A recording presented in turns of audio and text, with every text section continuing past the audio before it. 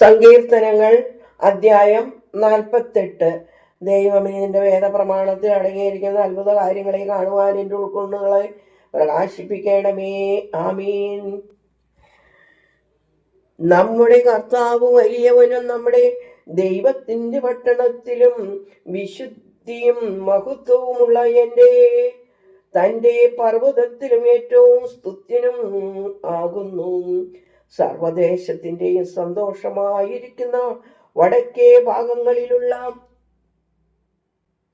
സഹിയോൻ പർവ്വതം മഹാരാജാവിന്റെ പട്ടണമാകുന്നു. ദൈവം അതിന്റെ കൊട്ടാരങ്ങളിൽ തന്റെ ബലത്തെ അറിയിക്കുന്നു. എന്തെന്നാൽ ഇതാ, രാജാക്കന്മാർ സന്നദ്ധരായി ഒരുമിച്ച് കടന്നുപോയി. അവർ കണ്ട് വിസ്മയിച്ചിളകി. അവർക്ക് വിറയലും പ്രസവിക്കുന്നവളോടേതുപോലെ വേദനകളും പിടിച്ചു. കൊടുങ്കാറ്റ് തർസീസിലെ കപ്പലുകളെ തകർത്തുകളയും. നമ്മുടെ ദൈവത്തിന്റെ പട്ടണത്തിൽ, ബലവാനായ കർത്താവിന്റെ പട്ടണത്തിൽ നാം കേട്ട പ്രകാരം തന്നെ കണ്ടു. ദൈവം അതിനെ എന്നേക്കുമായി സ്ഥിരപ്പെടുത്തും.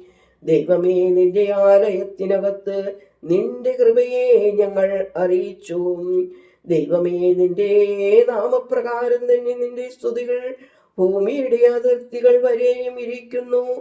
നിന്റെ വലങ്കൈ നീതി കൊണ്ട് നിറഞ്ഞിരിക്കുന്നു. കർത്താവേ, നിന്റെ വിധികൾ നിമിത്തം സഹിയോൻ പർവ്വതം സന്തോഷിക്കും. യഹൂദായുടെ പുത്രിമാർ ആനന്ദിക്കും. നിങ്ങൾ സഹിയോന് ചുറ്റും നടന്ന് പ്രദക്ഷിണം ചെയ്ത് അതിന്റെ ഗോപുരങ്ങളെ എണ്ണുവിൻ.